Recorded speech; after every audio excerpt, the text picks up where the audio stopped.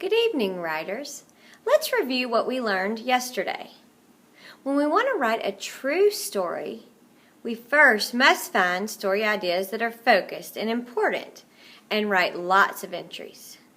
Yesterday, the new thing we learned was to make a mental movie of what happened, telling it in small detail bit by bit. Sometimes when we do this, we can really convey what we want the reader to see. Other times, we just give information.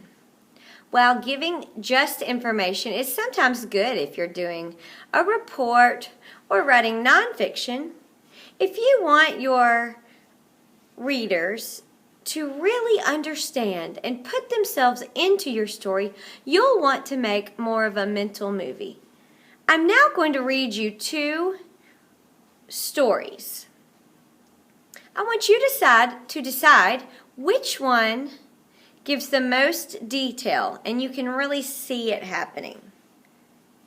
Here's voice A. Yesterday we couldn't go outside, so we stayed in and listened to a read aloud. But we didn't hear much as we were distracted with the lawnmower outside the room. We continued to listen to the read aloud. This is story B. Listen up, said Miss Diddle. It's raining out, so let's read Winn-Dixie. She seemed to be distracted. Her head turned toward the window and the sound that was coming from it. We all jumped up on our knees to say, No, please read the story. Please continue. We want to know what happens next. But instead, Miss Diddle couldn't even concentrate because the roar of the lawnmower outside her window was deafening.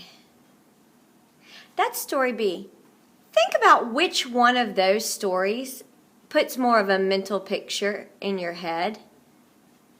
You can really see what's going on if you were to close your eyes. When you come to class tomorrow, I would like for you to tell me if story A or story B gave you more of a mental picture. Lastly, this is what I want to leave you with.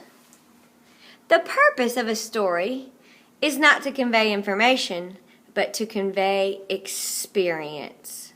Roy Peter Clark. This is called using a storyteller's voice. Many of you have already started doing that, and I congratulate you. Others of you, after this video, will think harder about how you can do that. And that will be exciting to hear your new stories. I can't wait for us to get started tomorrow. If you've been using a storyteller's voice, I'd love for you to continue to do that.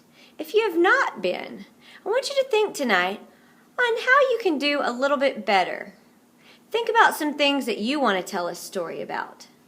Make sure when you think about voice, if it sounds like you're a television reporter, then you're just giving information. But if it seems to tell a story, like when people closed their eyes, they could picture what was going on, then you're using your storyteller's voice. We'll see you tomorrow, and don't forget, the secret word is parrot. Have a great night.